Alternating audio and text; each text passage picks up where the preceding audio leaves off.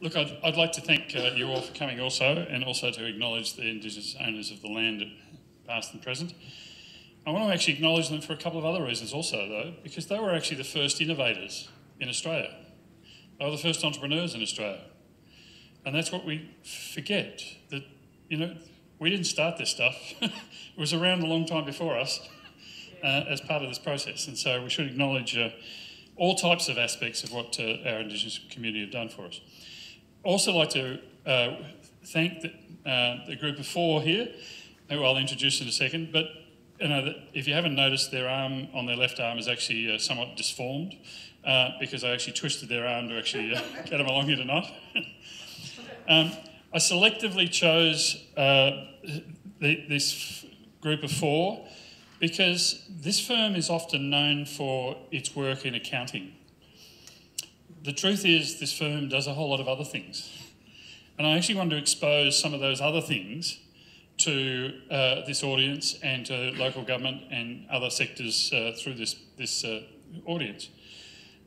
Because there is an enormous amount that this firm does that happens behind the scenes and often doesn't get noticed.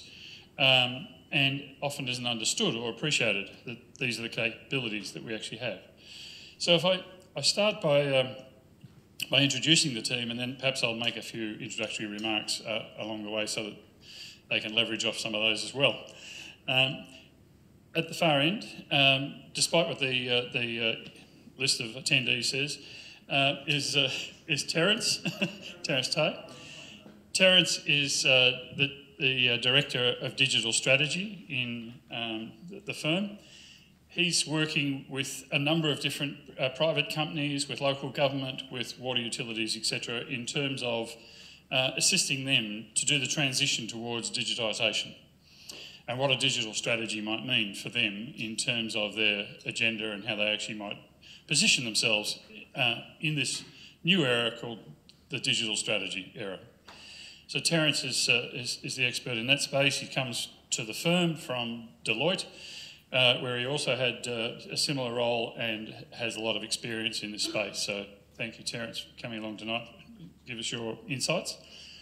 Rebecca Gagliardi sits next to Terence, and Rebecca is a client manager or director in the Business and Advisory Service area, but is also a graduate of the Masters of Entrepreneurship and Innovation, and that we have in partnership with Swinburne University. And there are a couple of other people in the room who have actually done that Masters also along the way, including a colleague of mine from down the back, Andreas, who's now just back from Columbia, who's done the double Masters also, and works with some of the universities in Columbia. So the brochure you've got on the chair represents an element of what we do in that space, but I won't steal Rebecca's story in that area. Ben Dunn works as one of the managers in the audit area, and audit is often retrospective, looking back as to where you've been. We've encouraged a conversation around where you might be going and what are the risks associated with where you might go and how you actually minimise those risks, how you actually take on progressive thinking as associated with your innovation strategy. You know, I'm pointing here because there's an agenda that's going on down at Mornington Peninsula around innovation strategy. All of those things need some deeper thinking, and audit has some tools and capabilities that will assist that process. So thank you, Ben, for joining us also. And then Graham Cruxton, who's a director in the business advisory area also, and he brings a particular interest in big financial modelling. Now, with the Local Government Act about to be, enacted, whenever that happens, if you look at the draft, there's this whole suite of stuff in there about entrepreneurship and the role that local government should be playing in terms of entrepreneurial initiatives and ventures. You will need an enormous amount of new capability around how to actually test your options. And that's the kind of stuff that Graham can assist with. But going beyond that, if you go back over a couple of the sessions that have been run here in the past, for example, we had the women's sports session, and there's an emergence of pressure in communities for duplication of facilities for women's sport on facilities. There's a pressure on maintenance of reserves because you've now got two lots of teams using the same reserve. So you've got a whole pressure associated with whether or not that reserve and that sports ground can handle two lots of games at in the same period of time. In addition to that, you've got political pressures, and let's not shy away from this. A good number of elected members are elected through their constituency, which are sporting organisations. Those sporting organisations have historically been male, and accordingly, to reorganise your financial base to allow you to respond to that emerging pressure, you'll need data. And data will protect you politically more than anything else. That's the type of stuff that Graham can do for you. Think about all the types of ways in which that conversation could take place. Whether or not it's how do you shift your resources around? You know, your budget tells you I've got X number amount of dollars that are allocated to the library and X number of dollars allocated to salaries or road maintenance or whatever it is. But that doesn't tell you where your resources are actually distributed by way of your demographic population groupings. Right? As your demography changes in the spectrum of your council, as it either gets younger or older, you need to be able to reflect that in your budget allocations. Right? Again, data helps you to argue that case. And so Graham's got the capacity to actually introduce that. So I'm going to shut up and ask Terence perhaps to kick us off with the digitisation piece. Thanks very much, Terence. Thank you. So I hope everyone can hear me. Firstly, thank you for inviting me with the others along to talk to you tonight. And my topic is quite broadly about digital and government. And one of the things that I think is quite fascinating is, regardless of whether you are actually in government and so forth, compared to commercial organizations, I think the digital agenda has definitely changed or provided different challenges now in terms of what you guys face, in terms of providing services to citizens and just, I'm trying to understand how relevant you are these days as well. And really, the challenges that you guys face is not too dissimilar to what commercial organizations face.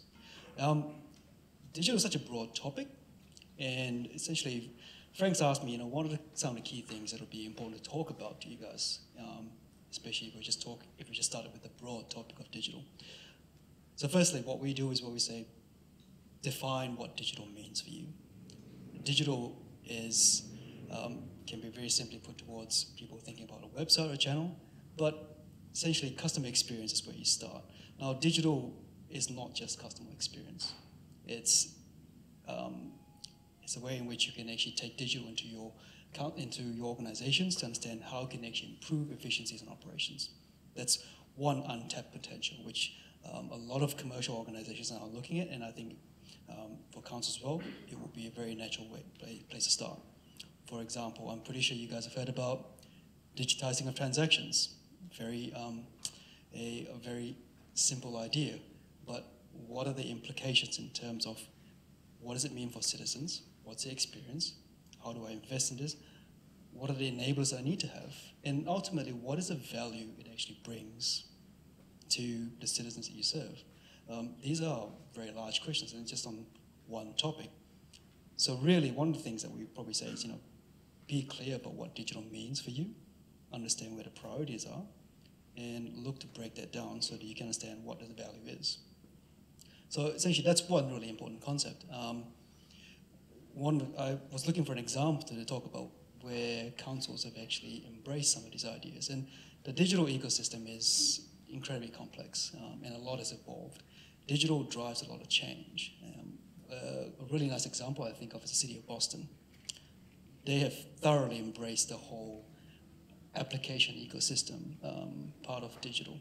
And what I mean by that is you can actually jump onto the iTunes app and you have a look. They have multiple apps that actually help citizens scan the environment, help them identify areas for where there are potholes in roads, where there's graffiti, and it's almost an extension of what your resources actually do, but through a digital platform. So that's actually created a new way for that council to actually engage with their own citizens. That's still just one dimension. Essentially, they're kind of just outsourcing a lot of that work to citizens. There's a broader topic around engagement with citizens through digital, and it's really up to each council to define what it means and how you would explore that. So again, these are sort of some of the big ideas, and Frank, I believe only had a few minutes to introduce on this topic, so I might just pause there. Yeah. And then we'll come back and we'll have a conversation on this, and that's why we're kind of this more intimate arrangement rather than staying up front. But then I'll come back to you, because a lot of your stuff actually builds on other people's contributions. So, who'd like to go next? Graham? Sure. Yeah. Thanks, Frank. And you sent me the humble challenge of helping you work out how to use financial models to mollify constituents and get re-elected. So that's going to be easy. I'm looking to, rather than talk specifically about that, going to look at some of the key challenges that you're facing and the role that financial projections and data analysis, spend analysis can help to deal with those challenges. So Frank obviously mentioned some of those challenges in terms of looking at becoming more entrepreneurial or business analysis decision making, for instance. The rate capping framework is obviously a key financial pressure that's all councils are facing in Victoria, and a pressure that's going to continue to grow. Alongside that, given the world we're in and the pace of change, consumer expectations they're not going to be capped at CPI. So dealing with those challenges really leads to two things. How can councils improve their efficiency and effectiveness, and how can they use data, financial and other data, to inform and improve decisions more generally? So looking at improving quality of financial projections. Now, obviously councils have to do their statutory, their resource plans, the 4 year, including financials. Many councils go beyond that and look forward to 10-year plans as part of better practice. That's not new to you. What we see from, and just sharing some experience of what we see from, we do a lot of building of financial models and reviewing financial models for some of our clients in the government space, but also looking at for property developers and so on, looking at long-term plans. And at a simplistic level, financial modelling is fairly easy. It's, in the case of councils looking at financial planning, it's quantity times price. It's not hard. At a practical level, that's where it starts to get more challenging in terms of what's the quality of your inputs, what's the structure and the quality of your assumptions, growth factors, for instance. How do you deal with shocks, policy changes, or material expected changes, level changes to those growth patterns? And that's something that we can see a relatively recent example about recycling in the news at the moment. That's an unexpected change. How can that be built into a financial model? And then the other key challenge we see in financial modelling is how to take all that information and present it to people in a way that's meaningful. And that's usually for a range of different stakeholders. It's to councillors and the executive as part of the development process, but then also to the wider audience, your communities in the reporting process. So we see, as I said, that we see quite a lot of models, and we see a lot of common flaws or common problems in terms of the way that models are built. That means that process is not as efficient as it could be, and not as dynamic, not as able to deal with scenario analysis, for instance. So happy to talk a bit more in a bit more detail later on about kind of how we go about some of the principles and approaches that we adopt to deal with that. But as I said, in the spirit of moving on. The second thing I want to talk about is looking at identifying efficiencies in current spend and how you can go about that. So obviously with rate capping a critical priority. In our experience in the past, this has been a very ad hoc process and a very time-consuming or cumbersome process. So looking at spend analysis might be something where whether it's triggered by councillors or whether it's triggered by the fact that the budget numbers aren't adding up, or whether it's somebody sees something in the finance team and says, let's look into that. And so there's a lot of a triage process, which kind of makes sense from a perspective of an 80-20 rule. But the consequence, the flip side of that is that often that it involves starting again every time when doing a spend analysis and trying to look into how much are we spending in a given area, how can we spend more effectively.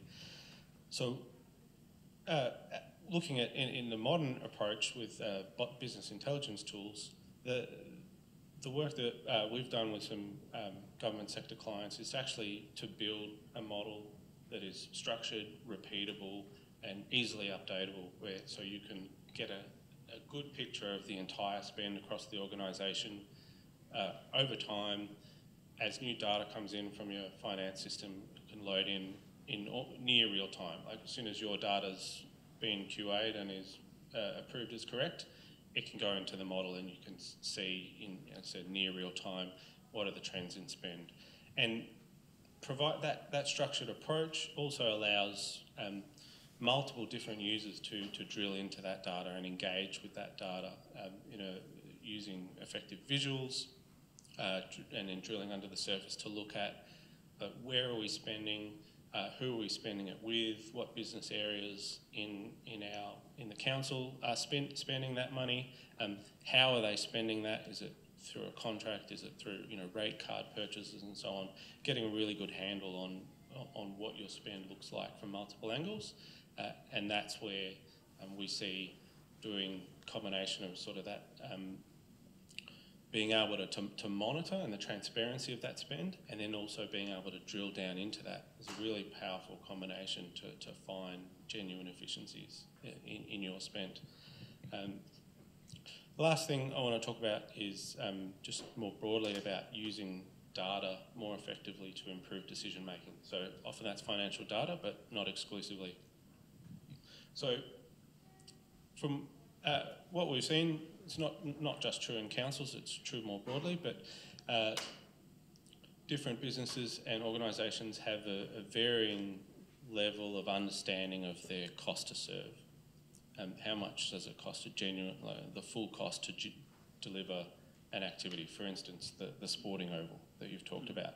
What is the full cost of building the facility, maintaining the ground, maintaining the stands, the facilities, the fences, all the way, and understanding what does that really cost, and then understanding how much are we getting back from that.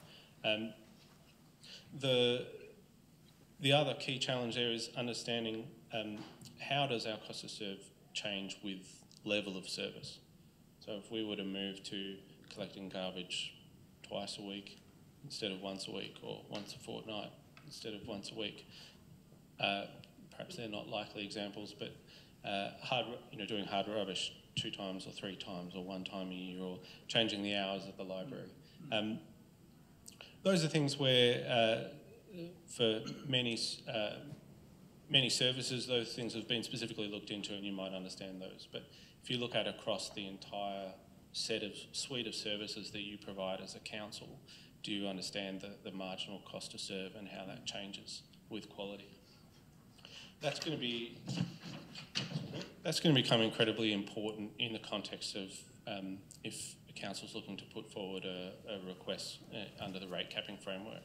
You need to look at prioritising your spend, justifying your spend, looking at how you've consulted with the community about the level of service that they want, and also what are the benefits of this spend that you're proposing to deliver the new initiatives. And if you can't back that up across all of your spend, then the ESC is going to come back to you and say, well, how can you justify this new spend if you haven't looked at everything else?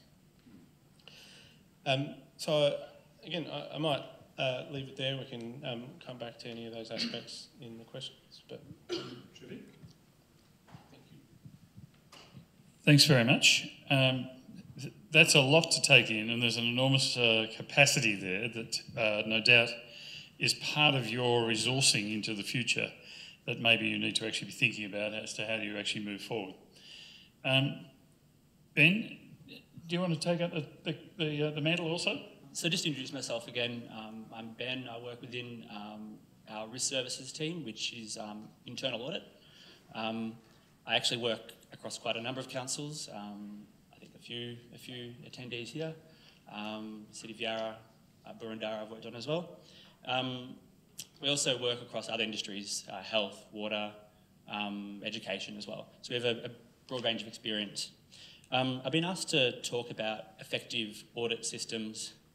I know that doesn't sound overly interesting, so I'll try and make it interesting for you. So when we talk about effectiveness, when it comes to audit, I think what we're talking about is moving beyond just considerations of cost and value for money. It's really looking at asking the question, are you delivering what you intended? So service-wise or to the community. I'd also like you to broaden your thoughts around what audit is. It's not just what I do, going in a couple of times a year and looking at the way you do things. It's very much also any process within your organisation that provides feedback for you to make decisions. So reporting or any analysis or anything you get from staff is all audit as well. Just quickly I'd like to touch on what you should be getting already from audit. It should be relevant, risk-based, aligned to your goals, what you want to achieve as an organisation. It should provide assurance over controls, processes, and really answer the question, how do you know they're working? Audit can ask, how do you know what you're being told is correct? How do you know it's being done by staff? How do you know controls and processes are operating as you believe they are? It can also focus on what you're not being told, so it can gather information for you and provide that for decision making. So beyond these sort of traditional audit areas, we're starting to move a lot more into a few others. Culture, continuous improvement and creativity are three that I'd like to talk about. We find that councils, local government can be a little bit hesitant to get us involved in these particular areas sometimes. I think staff don't understand. They're very used to audit, so they're used to us coming and checking, and not used to us commenting on why they're doing something or how they're doing it or what their attitude to it is. So firstly, culture I'd just like to touch on. To me, I think this is one of the most important areas. I think it really, really matters. So audit can come in and check that the desired culture that's been set is being lived and breathed through the organisation. It's not an easy thing to assess. There's a few different ways we can go about it. The first, as an auditor going into an organisation, is just gut feel. But what reception do we get from staff? Do they talk to us? Are they open? Are they transparent? Is there an actual desire to improve? And another one is what sort of fear of the findings, the adverse findings that we might come out with as part of the audit process. So generally find that's driven from the top. If there's a big stick every time an audit finding is raised, generally we find that there's a culture of sort of people closing down and not being open with us. We can also assess that through how well the decision-making frameworks and policies and everything, risk appetites, plans that have been set from the top have actually been applied by staff. So, you can have as many documents and plans and statements and mission, statements and values out there as you like. But if we're going in there and finding these consistently aren't being applied, aren't being enacted, then there is a disconnect between the desired culture that the organisation is setting and the way that staff are applying it or what they believe. A few sort of audit techniques we've been trying recently. include staff surveys and other ways to try to make an assessment as to culture, particularly around fraud, whistleblower, that sort of culture around that, and also community engagement. So, you know, how well do staff engage the community around decision making, which I think will become, if the new LGA does get up, become a much more prominent area. With these surveys, we generally sort of like to test, you know, staff awareness of the tone at the top, the desired state for culture in that particular area. We ask them questions to try and understand, like, do they believe it themselves? Are they practicing it? So are they enacting it? And also, one of the most interesting ones is to ask them, do they actually think the organisation, you know, believes that those statements, those mission, or those values that it espouses? Another area I'll touch on really quickly is continuous improvement. So that does sort of align to audit and to culture quite a lot. So, you know, continuous improvement is a cultural thing. It's really how the organisation or the council makes itself open to not just listening to feedback, but seeking feedback from all sources, whether that's auditors, whether that's ratepayers, customers, suppliers, staff, management.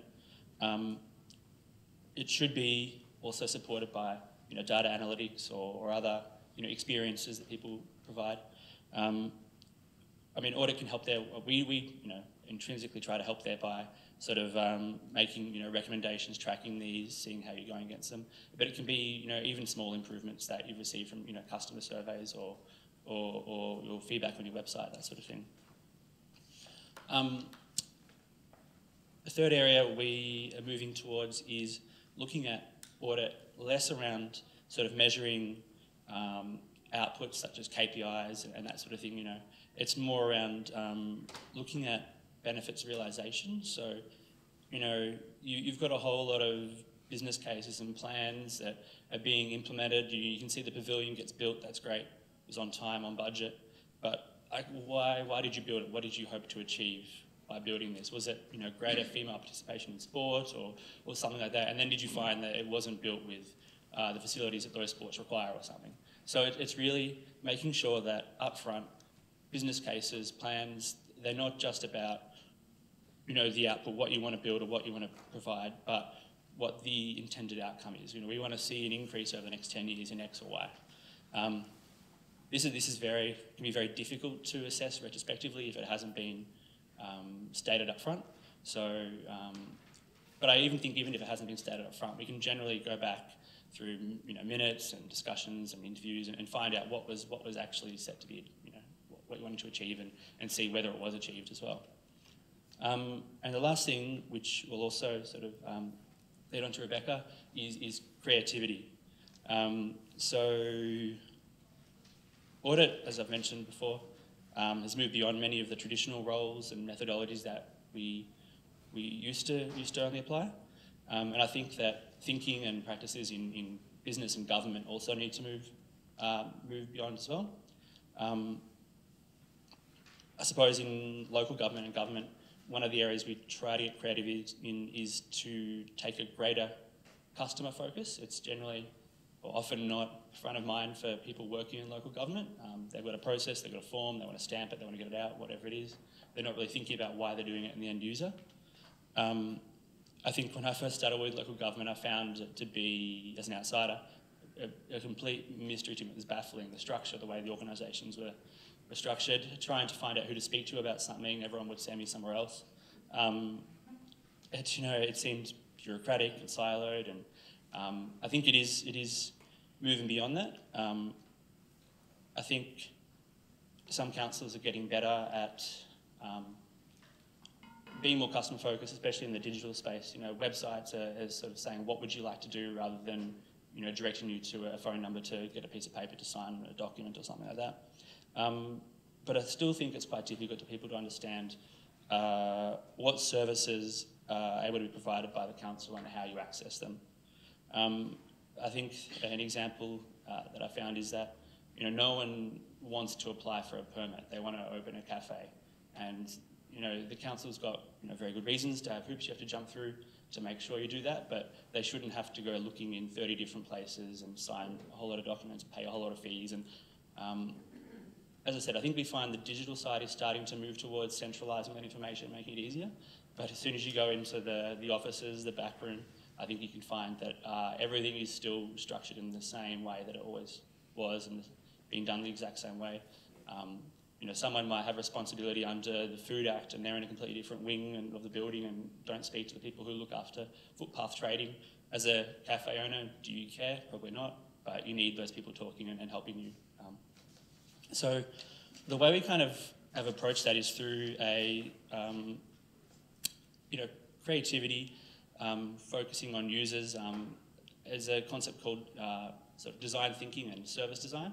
I myself have learned about quite a lot in the IAE course, which is a creativity course there. It's an approach that allows, you know, auditors, bureaucrats, politicians to be creative. We don't have to think in the same way we always have.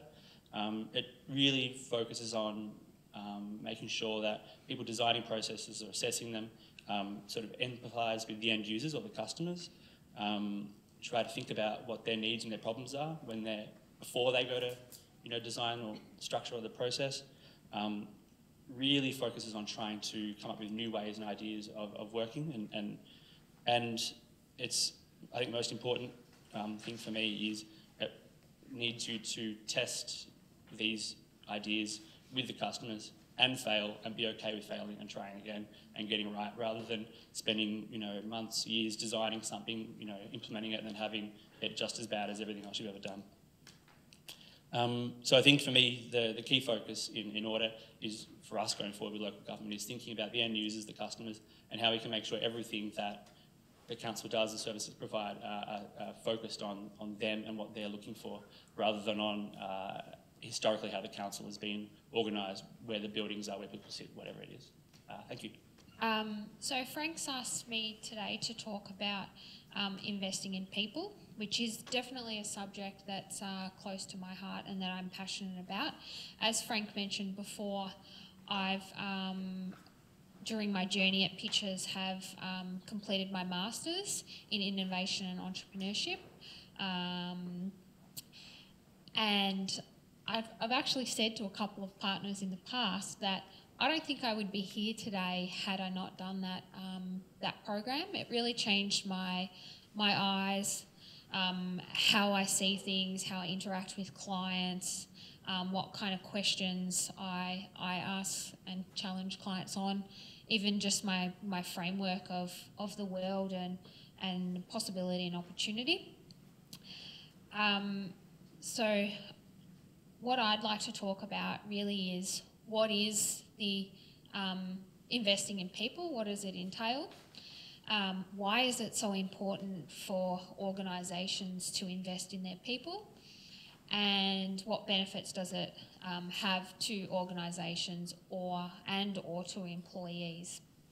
Now, just by way of background, I did do my Masters in Innovation and Entrepreneurship. It has changed my life.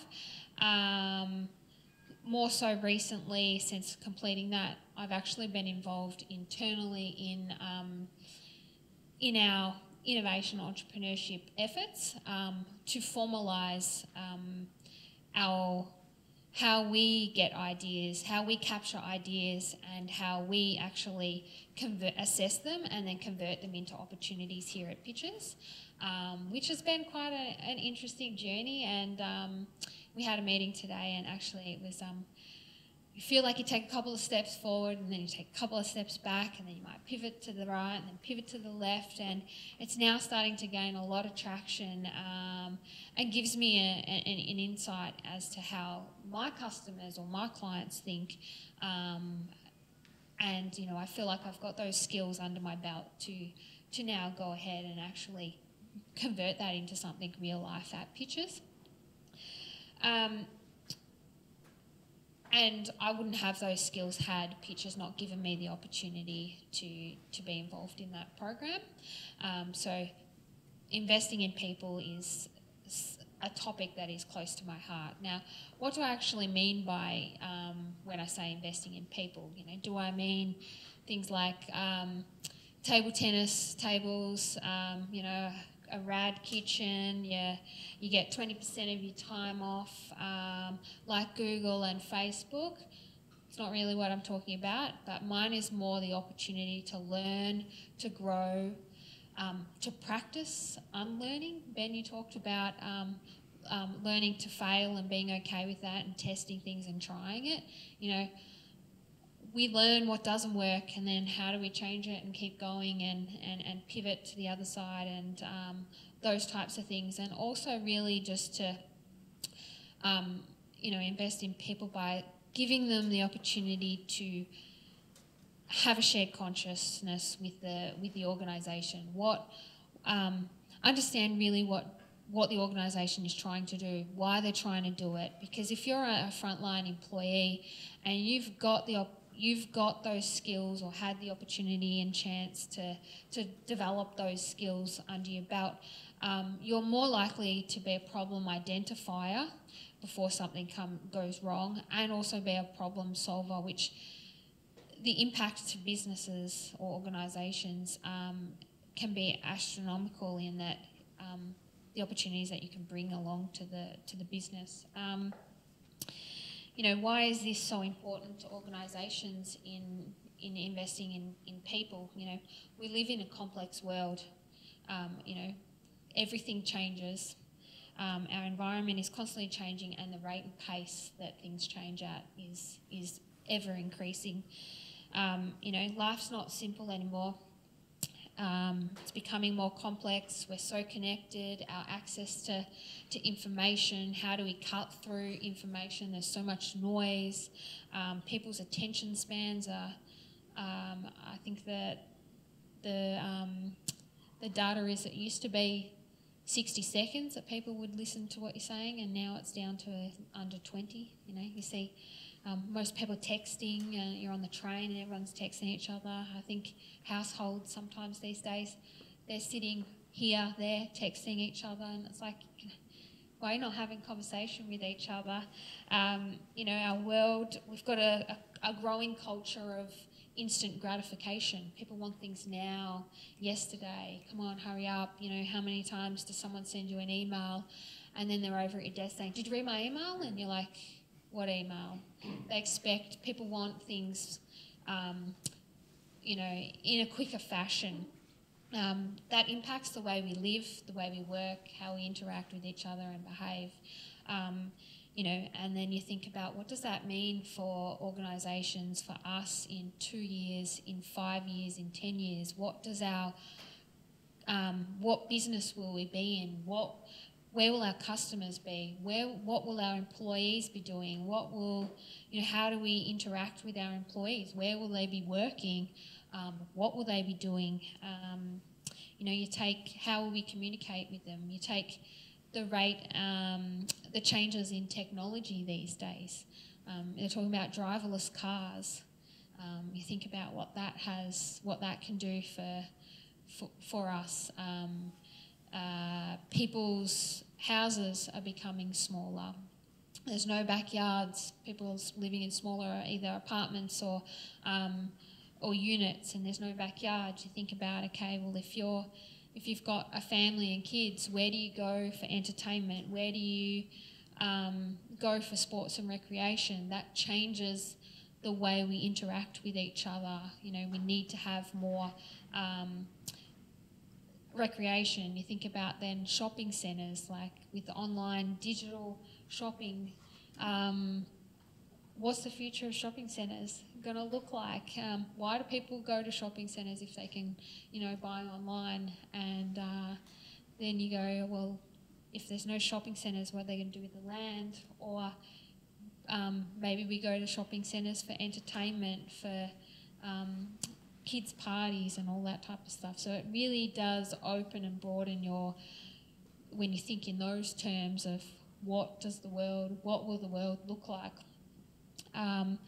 In terms of the rate of and pace of change, you know, things are changing quicker than ever. Gone are the days where it takes a couple of years for things to change.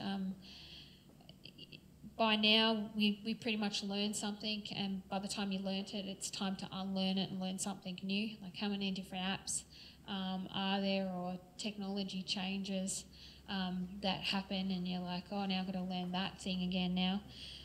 You know, then you think about what will our world look like tomorrow in 5-10 years? What are those changes that are going to happen that, you know, businesses and organisations need to be involved in and thinking about and staying ahead of the time. You know, it makes it so important for businesses to invest in their people, and I see investing in people as one way to really combat change, remain adaptable, and be able to move and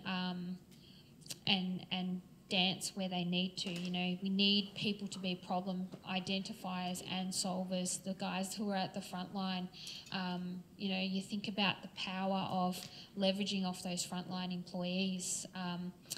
If management has, you know, if you can have 4 times the size of management being identifying issues and solving problems and knowing why you do something and how you do it and how it can change and challenge the status quo, and thinking, you just think about the power that can bring for an organisation in remaining relevant, providing value to customers or clients, and really just staying on top of and seeing things for what they are.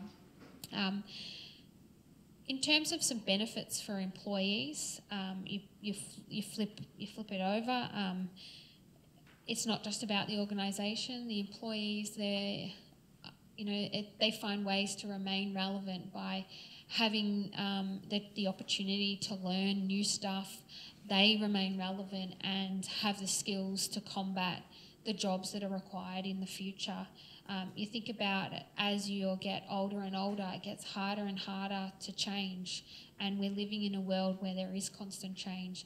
How do we keep these people relevant? I mean, you think about, I read an article not too long ago about how the tax office may look at taxing robots, and that how automation is taking over our world. And you think, if some of these mundane type jobs that are quite repetitive in nature and technology takes over and robots do them, what are all these people going to do? There will be jobs for people, but maybe not to the size and quantity of people that we have here. And you think about, you know, that's a powerful concept, that if the ATO can tax robots, what does it say about what our people are going to do? So people have to find ways to stay relevant and be ahead of change, and you know, investing in people provides that, and it also provides a connection and engagement with a firm. So you know, retention rates and increase as well, which is fantastic. But I'll leave it there because I think Frank probably got questions to ask, and so does the floor. Okay. Yeah, thanks. So one of the ways we had to structure this tonight was to talk about 4 different dimensions. But the truth is, these are all integrated. So if I look at a decision that the Kingston City Council took just recently, which was to outsource their aged care services, a contentious decision, no doubt, in the context of Victorian environment, because Victorian local government has actually delivered service, as opposed to, say, the South Australian local government, which has facilitated and done community development around aged care, as opposed to direct service delivery. But in the process of that, they used their digital processes through their social media mechanisms, where they realised that social media wasn't about just going out to the people. It was actually a process that could come in to the council. They did optimal analysis in terms of the projections on their cost analysis work. They did a whole lot of work around auditing what the implications of this would be in terms of their risk factors into the future if they went in that direction. And they also then needed to build the capability of their staff and what they would do with those people in terms of future generation of skills within who had historically worked in the aged care services, and maybe those in the main office who'd managed those services. So these four functionalities all came into being around that one decision. Now, I suspect that every one of you could pick a different example where each one of these functionalities would in fact come to bear in an integrated way, as opposed to the way in which we've had to project this tonight in terms of relative silos. The capacity here is for the team of these capacities to work together, to work with you on those issues collectively, not just audit, not just digital, etc., but to actually bring all of that power to bear. Because, as Rebecca said and Ben said, they've both done the masters, or Ben's still doing some of it, in fact. Rebecca's finished. And it is driving a whole lot of new energy inside this firm in terms of different creative thinking and ways of operating than this firm has thought about in the past. And in fact, we have a little change management issue going on at the moment in terms of, you know, how much change the organisation can be elastic to, just like you would have. We're a middle market firm. You're a middle market entity, local government. You know, we're in the same patch. We're very similar in so many respects. So let's, look, I could ask questions of the team, but I'm sure there's questions from the floor, so why don't I invite some questions from the floor first up. Anybody got any questions to our speakers? Please. Vicky Davidson is my name. I was previously on a local government audit committee of a Metro Council for 9 years. In that time, the council's budget must have probably doubled. The internal audit budget just didn't move. And I suspect that's probably pretty common. I'd be interested in whether that is true. And it seems to me that many in local government don't understand the potential power of internal audit. And that's a communication issue, because the opportunities there, to me, seem really substantial. My experience in one council was that the councillors were very positive about that. Senior management, perhaps not so, and it was a budget that could be picked at. So I'd just be interested in your comments about how you communicate the power and the benefits of these kinds of programs. Perhaps before we come to the panel for that, could we invite anyone else in the room to comment on whether or not that was your experience also? You know, I spent 18 years in local government as a director and then city manager, as they call them in South Australia. And I can remember our audit. Let's get it done. Let's get it quick. Let's tick the boxes. Make sure the council's happy with it. Get it over and done with. And out the door so we can get on with what we're actually doing. But is that still the case in local government? Chris, you've been liberated. You've just handed in your resignations. It's a really question, because I think I know the council Vicky's referring to. Yeah. I'm not sure if the thinking has changed, and yes, the thinking has changed. I don't think it's not, but you can probably hear me. And the budget's increased, and I think the senior management approach has, with necessity over time, come to realise the value of the audit processes and the value that can be derived from having that sort of independent assessment of what we do and how we can do it better. And rate capping is just one example of influences that have come along to make that mandatory rather than optional. Can I just add something? So I come from Yanara City Council, and what has shifted for us is not the budget, but what has shifted for us is, rather than doing audit after you've done the work, we've started doing a lot of proactive quality assurance work. So we've actually shifted audit in a different fashion by saying be proactive, be more focused on quality, and start doing timely checks of your transformation program or whatever major projects you're doing, rather than delivering everything and then doing audit. So what we are seeing at MRI is certainly a shift, but not in budget, but in the way we do audit/quality assurance. So it's a whole opening up of the conversation as a tool for making sure that the quality of the service package is better. So Ben, do you want to actually comment on that also? So just to touch on the budget side, obviously when we're doing our tenders and our planning, we try to sort of gauge what the budget could possibly be. I can tell you now, we've tried to analyse every potential factor, population, rates, anything. There doesn't seem to be any correlation to how the budget's set. I feel that half of them were set 30 years ago and have just tracked CPI since then, and it would have been just a finger in the wind back then. So I actually have no idea how you set your audit budgets, and I'd love to get some insight eventually. I don't know either, and I've been a councillor for 16 years, but it certainly has increased. Yeah. City of Yarra, technically speaking, City of Yarra, and certainly the focus and breadth of what's covered, I think, has increased. And so,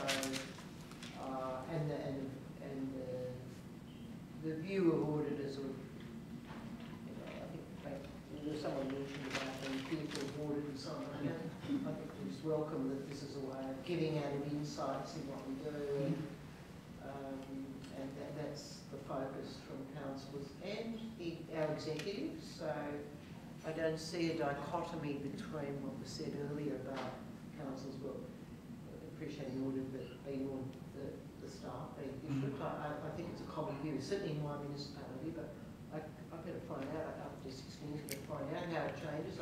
It's certainly increased every year, probably, like you say, in line with CPI. Terence, can you contemplate ways in which digitisation could complement this conversation also, in terms of, you don't have to take it right now, I can ask Ben to actually continue to, while you get your thoughts together, but it occurs to me that digitisation is one of the ways in the future that we will make information a hell of a lot easier to appreciate and understand, because we can assemble it in new ways with these new tools and techniques. Ben, do you want to comment on? I suppose you touched on how you communicate the value of audit to staff and management and audit committee members as well.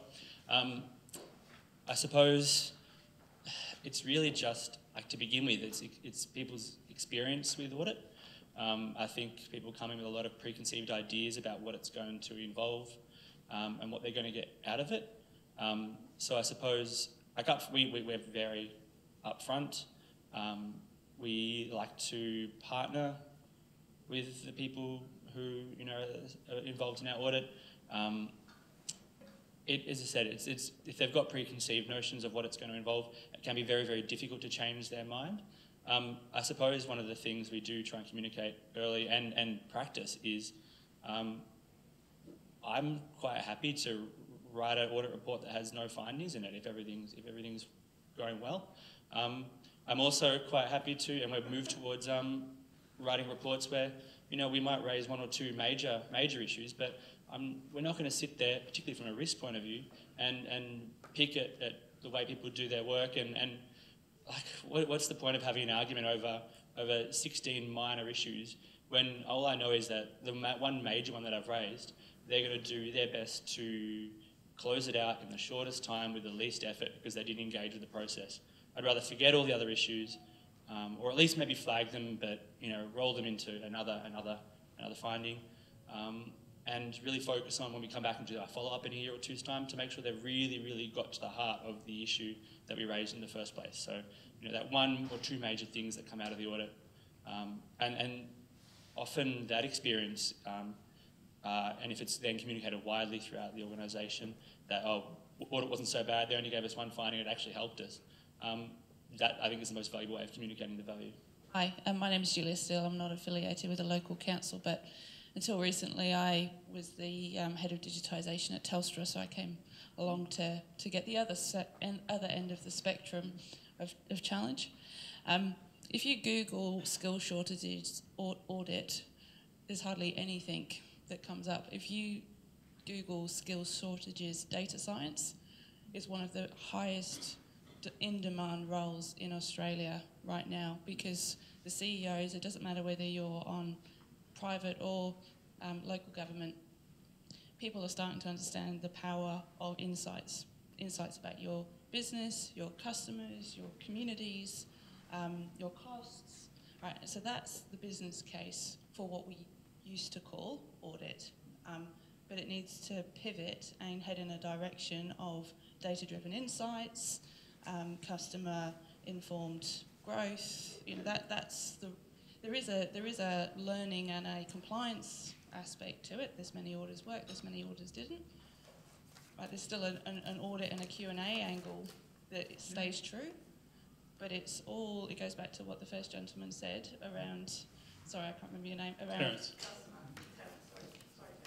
what's the customer and community angle that we can get. Yeah. Terence, do you want to comment further? Let me, there's quite a few questions and a few things. I'll try to respond to it in parts of it. So firstly, one caveat, I'm not an auditor by training, so my knowledge of that topic is quite limited. However, if we run with the concept that an audit is done to basically determine where there is risk in your organization so that you can actually mitigate that, whether it's through finances and processes, that's how I'll probably look to approach the topic on digitalization and audits. So I guess firstly, you need to understand what you're doing with digital first in the council. So there was talk about robotic process automation. If you have well-defined processes, and RPA is actually a really good technique to try and wring out inefficiencies, it brings down costs, raises quality. From an audit perspective, absolutely fine. So in which case you could probably argue that there's probably less focus or less effort required for audit.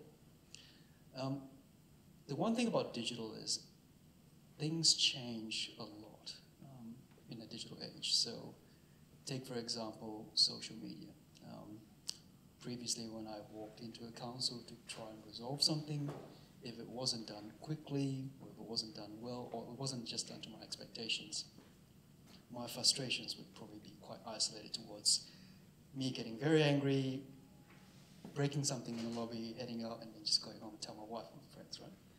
But now, what happens? Someone goes out, go on Facebook, and all of a sudden, the rest of the municipality starts to know about how badly you've treated them or how badly you've actually dealt with the situation.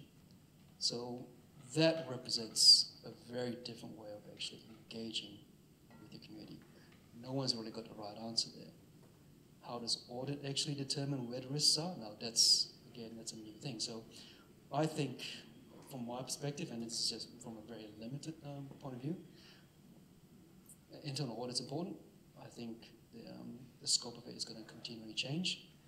What you're going to look at and what you're going to watch out for is constantly going to be had to be reviewed. So I think digital is obviously just going to make a huge impact on that.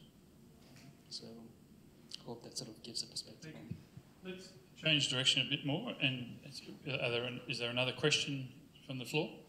You talked about change management, change fatigue in your organisation, which I think is very topical of local government.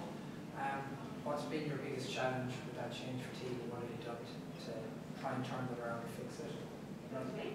It's probably across all four, because even hearing Ben talk, he's hit the nail on the head with so many aspects of local government, but that seems to me be a huge mindset in auditing, because generally auditors do look for something. They come in and audit and say there's nothing wrong, then nearly, I would say, an auditor would feel like, well, I have to find something. So even to say that change is there. Like we've recently had an audit, and it was a real refreshing to see the auditors actually not just comment on what you could do better, they commented on what was being done really well, which normally from an auditing perspective, you never hear that. You just hear, these are the things you need to watch. Well, it's really changed the mindset when we also got, you're actually doing this really well compared to every other council. But anyway, back to the point. It was more, what's been your biggest challenge? Because you talked about change fatigue, and you're a middle partner, and you're having that issue right now. What's been the biggest challenge so far, and how have you addressed it? For us, I found the biggest challenge to be that there's so much activity and change going on. We've got committees here, committees there, that it's the communication. So there's a lot actually happening, but people just don't know. So we're actually working on something at the moment that is like a one place of truth, like a newsroom that we can upload information to that will become part of everyone's daily habit. Jump on, have a look, like the Pictures newsroom, which is like a, let's say, call it a Facebook feed, but for pictures. So any kind of comms and correspondence will go up there, and then people can click on what they like, and it will take them to the appropriate page or more information. But we've, in all of what we've been doing, we've been able to validate that, like with our, what we call our opportunity hub, which is the platform to capture the ideas and then the process behind it. What's been refreshing is we've had 16 ideas pop up since Christmas, and we've been able to introduce 9 ideas into the business. But a lot of those 9 that have actually been implemented were things that were kind of already going on in the firm. It's just people didn't know that much about it. And what we found is all we did, like it wasn't a new idea, it was already happening, is just some comms about it and connect people to be involved, and they became engaged. And then they've now gone back onto the platform and introduced new ideas. They're wanting to help. Some of the ideas have been able to like pivot and turn into quick wins. So people are now more engaged. So I think we're just smiling because we're doing similar work in our council at the moment. And in fact, we just launched our ideation platform, and we got 76 ideas in 3.5 weeks. And about 70% of them are what we'll be able to implement. So great quality ideas coming in from ground level staff, which, so we kind of relate to what you were saying, hence smiling. Yeah, and I think what we found, we were really conscious that we didn't want to, because we've had a couple of goes at it, is put this platform up and you have an influx of ideas and then nothing happens. So for us, it was really we did a whole lot of hard peddling to start with about the process of, once the idea goes in, how do we then convert it into reality, or how do we communicate it, how do we engage and bring the person along on the journey. Did you tailor the ideas? Did you tailor, so what we had done, we tailored it to time saving for processes with the community? So all the ideas we wanted had a theme, or was it an open, any idea can come through? So our first challenge was put to the firm pre-Christmas. It was run for 2 weeks, and we put a call out to help us be the preeminent firm within the middle market, and we did some work about, okay, what does that actually mean? And we had 10 ideas, I think, come out of that, which 6 of them have been implemented. And what we were really deliberate in what we've done. And then post-Christmas, we've just had comms, some weekly updates, and pre-launching, we actually did a whole lot of teasers about what's your opportunity, and it was staff telling their story, because we're actually a little bit worried about people's perception of putting up an idea and nothing happening, or them worrying about, if I put my idea up, is it going to get shot down?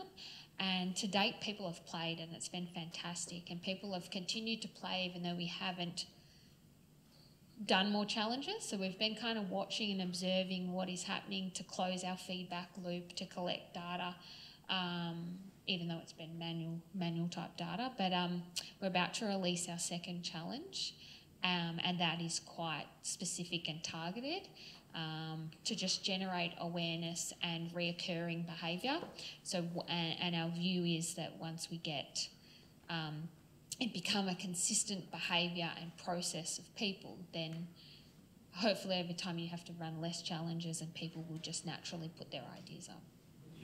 Just to finish with the newsroom that you've launched, are you trying to tailor everyone to look at just that channel of information, and do you actually have a specified time? Like, do you say between 10 10:30 that's everyone's time to read the newsroom and see what's happening in the building, or is it just we want people to go there, but we also have work Facebook and we have Twitter and we have emails that are going around and we have posters, or is it really targeted that we want everyone to read from one place?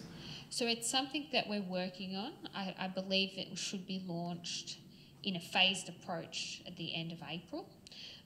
So at the moment we have an intranet which is used by everyone in Melbourne, but also our interstate pitches. And we're just doing at the moment a bit of a refresh of how that intranet works, because it's, I don't know if you guys know, but it's a bit old, it's outdated, the content, people struggle.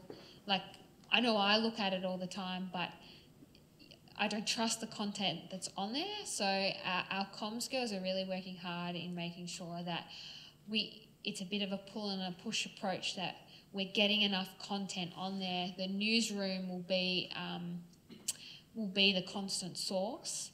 At the moment, I think we'll still probably have comms to send people there, but over time what we envisage is that it will be, you come into work, you get your coffee, you open your emails, you open up the newsroom, you see what's going on, and then you start your day.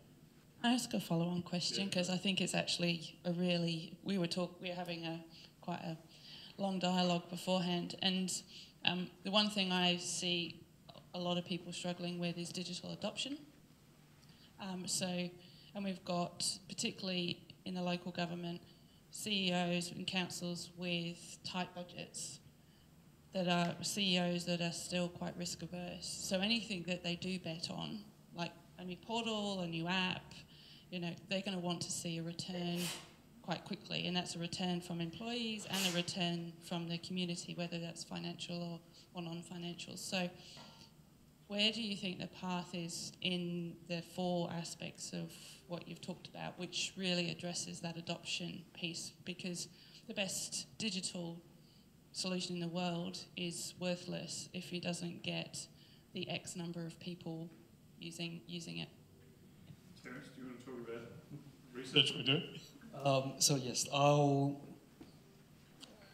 that's quite a large question, and I think you'll find that any organisation really would struggle a lot with digital transformation if it's if it's got grand plans.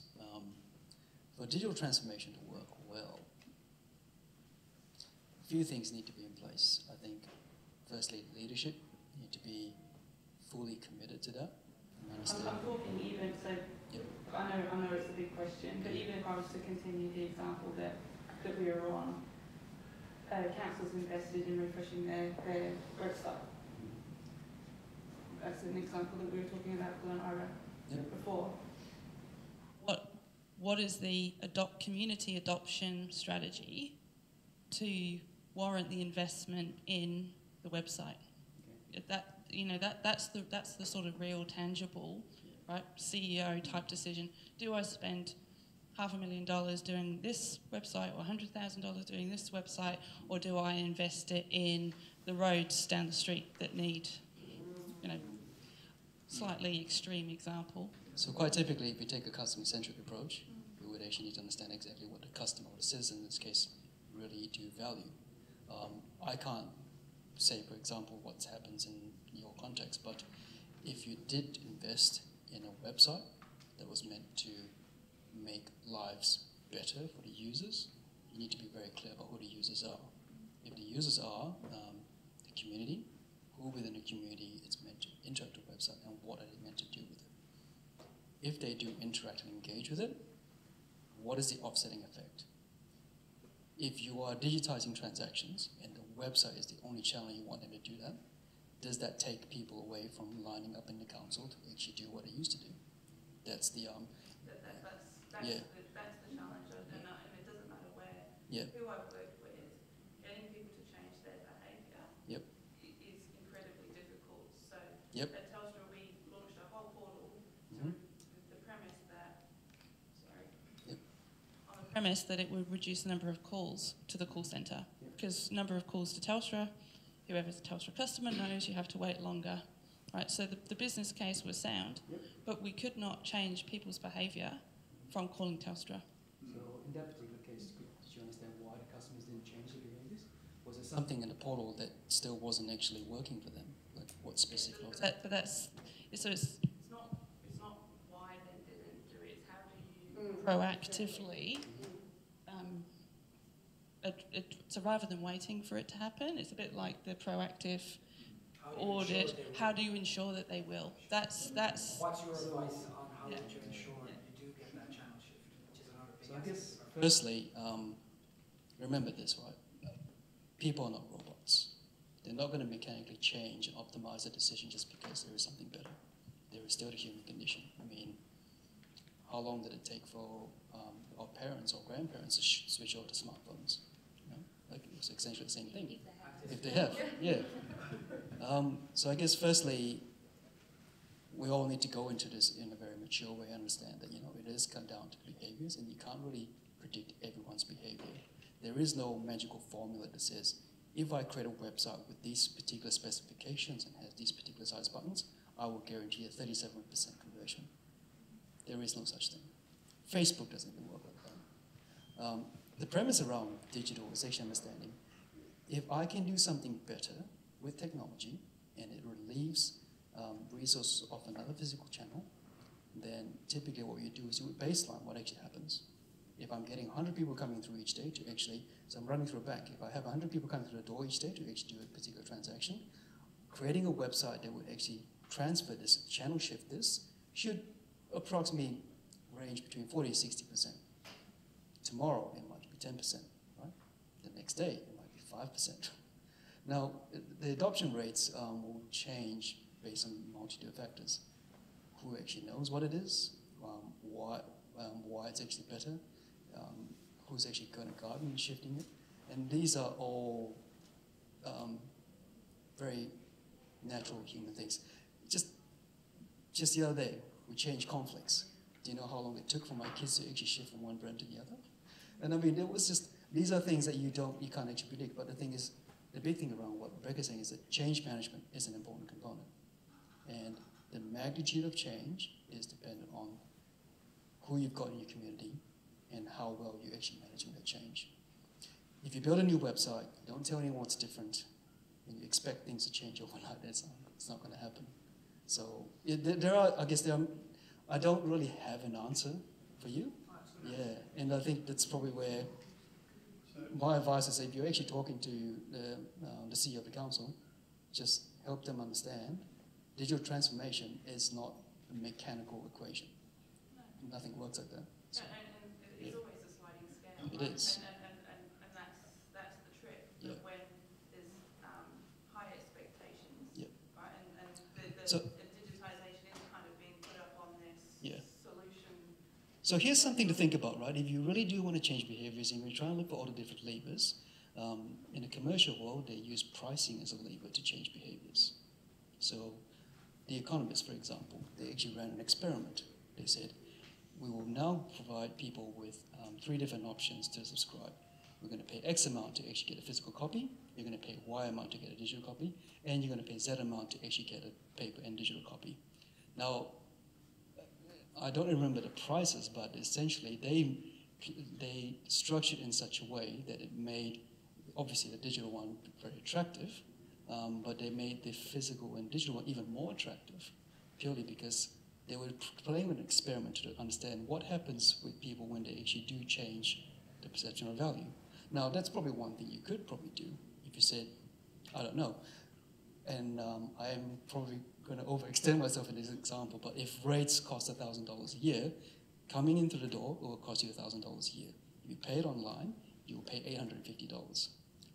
Now, what would happen if you actually did that? How much would it be? behavior changes. Now, here's the thing, like, what is the impact of $150 over the lifetime? And this is where, financial projections actually come into it. So there are ways of doing this. You just need to understand the implications around it. Well, first of all, understand the drivers around what you actually can control, and be willing to understand the trade-offs of what you want to do. And that's kind of why I put it out to that, because I think there is a financial part to it. There is an assumption part that then needs to be tested, right? The assumption is if we spend this amount of money on a website, that we will have this many people go to the website instead of coming into the council. Therefore, we need less people sitting there at the desk, or the queues will be shorter. But this is the time it's going to take to get there, right? And it's not an accidental. I think it's the difference between it being an accidental journey, right? So over the space of 6 months, the amount of people going to the website is going to go up by 30%, and the queues are going to go down 30%. Or is it a intentional, organisational community change? I think that's where these are some of the conversations we can continue straight after the formal part of this. Catherine stood up. That tells me that the time's run out. Very good signal, Catherine. Before we just close off, I would like to thank, on my behalf, the four who have agreed to come along tonight and be part of this agenda. Pitcher Partners, in looking at what's happening in both their own private clients, the manufacturing companies and all the other types of clients we've got, as well as local government, are realising that there's an enormous amount of disruption that's going on at the moment, both from technology that's new, platforms that are new, ideas that are new, products through our globalisation of the market. And so we've put on a conference on the 16th and 17th of May, and instead of it being just CEOs talking about how wonderful they are, we've actually approached the doers, the ones who are actually doing the implementation of innovation, and invited them to come along and talk about how are they going, how have they approached their innovation process, how have they responded to the disruption that they're doing. So the 16th and 17th of May, it's on the, if you're looking it up, it's the Enterprise Innovation Conference. Just Google that and you'll find it. If you want to come along, there's a special code that we've given to the VLGA to discount your attendance. It brings the price down by $1,000 for the 2 days, in fact. So it's a good discount. By all means, come and join us. We've got two CEOs, in fact, in this case of local government, talking about their innovation in local government. But we don't just want to talk about local government innovation. We want those local government people talking to manufacturers, to other people, so that you can start to get this cross-segmentation of ideas. Because I've got to tell you that the other sectors already solved the problem that you're thinking about in most cases. Yeah, and vice versa. Yeah. So, yeah. So thank you.